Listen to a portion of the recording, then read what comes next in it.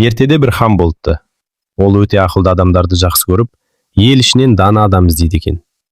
Бір күні ханға жұпыны киінген кедей жігіт келеді. Оның аты Аяз екен. Хан оны көріп, сырт келбетіне қарап менсінбейді. Бірақ сөйлесе келе, Аяздың өте ақылды, тапқыр екенін байқайды.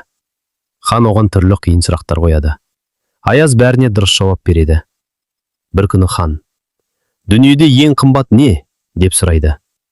Аяз би ойланып: «Ең қымбат адамгершілік» деп жауап береді. Хан тағы сұрайды: «Ал ең тәтті не?» Аяз: «Ең тәтті ұйқы» дейді. Хан оның ақылына риза болып, Аязды сарайына қызметке алады. Уақыт өте келе, Аяз би елге әділ, дана би атаныпты. Бірақ ол ешқашан өзінің кедей болғанын ұмытпай, әрдайым қарапайым болып жүріпті. Тіпті айнаға қарап: «Аяз би, әліңді біл, құмырсқа жолыңды біл» деп өзіне ескертіп отырған екен. Тәрбиесі: көрік емес, ақыл мен адамгершілік маңызды. Қандай дәрежеге жетсең де, қарапайым болу керек. Өзіңді ұмытпау ең үлкен даналық.